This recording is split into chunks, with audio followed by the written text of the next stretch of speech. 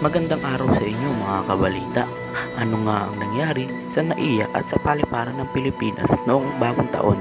Pag-usapan natin. January 1, unang araw ng taon, nasa 65,000 na pasahero ang delay, cancel, diverted, apektado lahat ng paliparan ng Pilipinas. Kaya lahat ng papunta at papalapag ay apektado rin.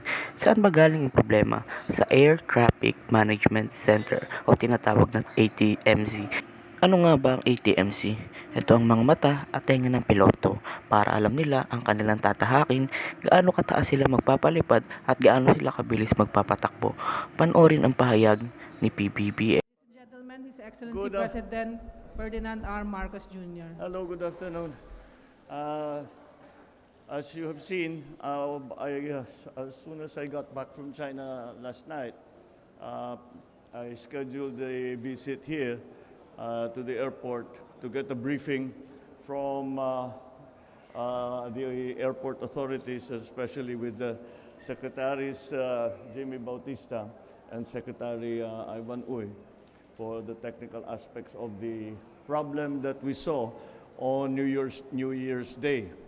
Now, as far as we can determine, as far as we have done everything to return operations back to normal. And right now, we can say that overall, the national system was down for about six and a half hours on January 1 at nakabalik naman kaagad. Ngayon, ang pinag-usapan namin ay kung paano tiyakin na hindi na mangyari ulit. At merong mga pieces of equipment na mukhang may nagka-problema, kaya nagkaganto, kaya naputulan ng kuryente, kaya nag-down yung buong system. So I think for now, we'll be all right. But we are planning already on the future redundancies for the system. So kung meron mangyari ulit na ganito, meron tayong kaagad na kapalit. Hindi na tayo aabot ng 6 na oras. Siguro mahaba na yung ilang minuto lang. Well, UPS is an uninterrupted power supply. So for more or less, dapat uninterrupted talaga. It's extremely important, especially during Christmas season. At alam naman natin, napakarami ng mga Pinoy na lumilipad mula sa abroad at pumupunta sa kanilang mga probinsya. So now we are back to normal operations. But there is a lot of work that we need to do dahil sari-sari ang problema. There are technical problems that we need to attend to. There are contractual problems that we also need to attend to. So all of these things we will have to attend to immediately. Ang sinabi ko lang kay Sec Jimmy is to make sure that we fast track all of whatever negotiations we have with our with the equipment suppliers who can help us with the upgrades, both for the software and the hardware of our equipment. And beyond that is to have a proper backup system so that if the whole system fails, like it did on January 1, we have a complete system ready to go. Yun lamang, that might take a little time, but that is something that we will try to fast track as quickly as possible. I can say that considering how big the problem was, I think that the airport authorities, our cabinet secretaries, and all those who were involved in returning the system back have done a reasonably good job. At 6 hours is rather a short time considering how much needed to be done to get the system back up into working condition. So that's the way, that's how it is. There is going to be more on this in the future. As I said, we started by talking about the technical problems that happened in January 1. Then I asked them to brief me on what exactly is the situation now. And the situation now is that we are back to normal operations.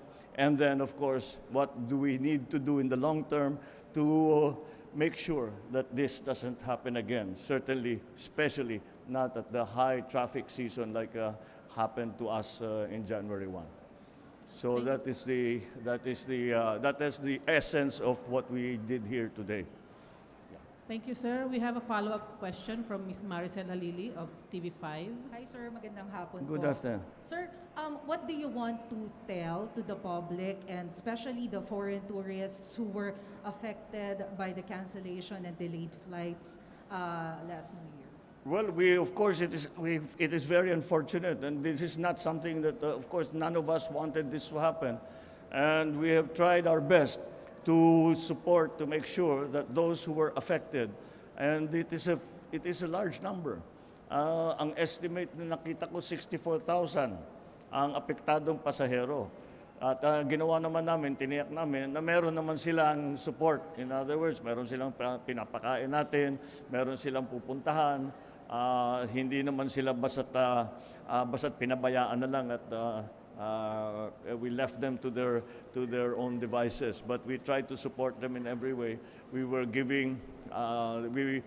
able to give some magpakain nga, and then the malasakit packs that the MIAA has, so we were able to give that.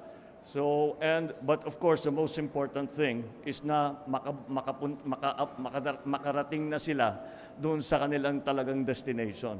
And that's what that I think has been the best, the most important part, and that the best effort went into that. So again, now I'm sorry.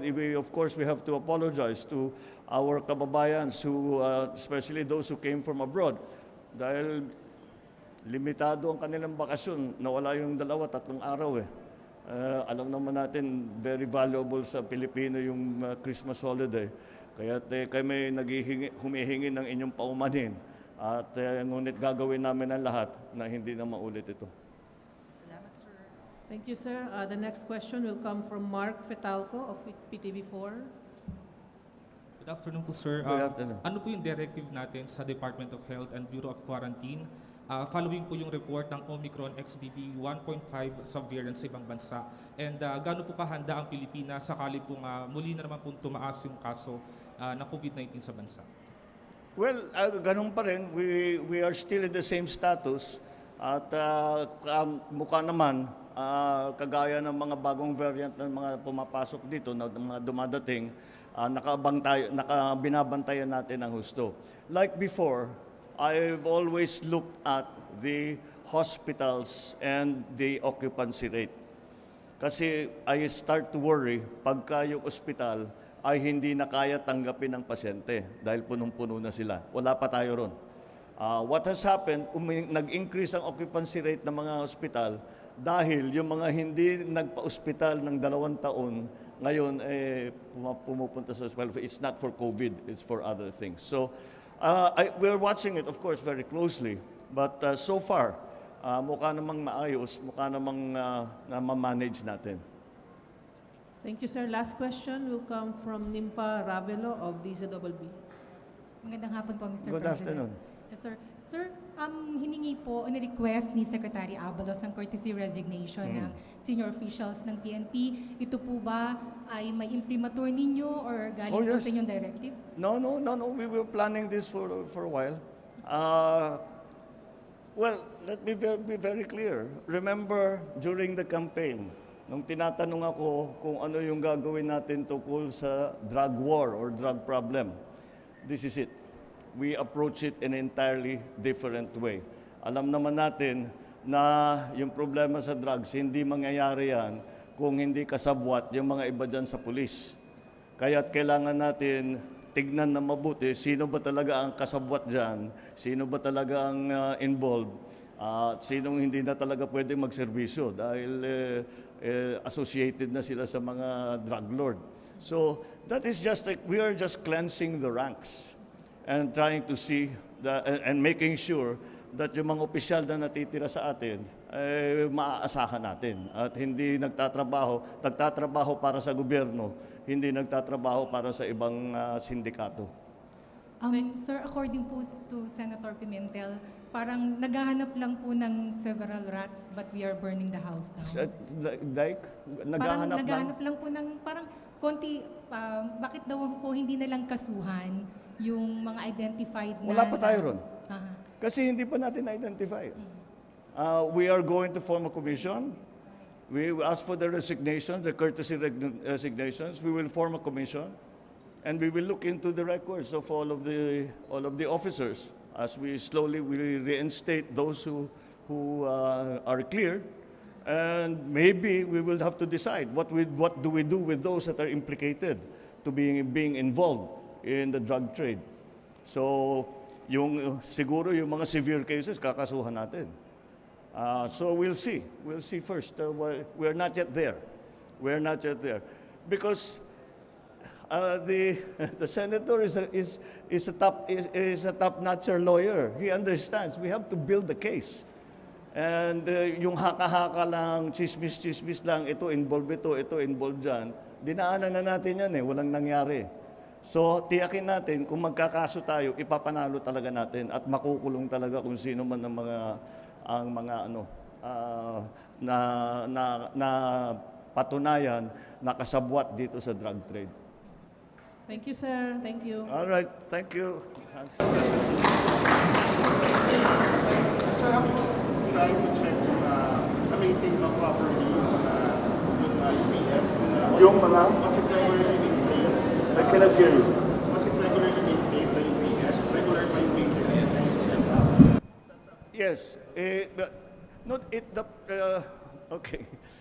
It's there's a hindi ang naging problema is not in the UPS. It was in another unit. It was a circuit breaker na somehow hindi niya naibaba yung voltahe na pumapasok na kuryente.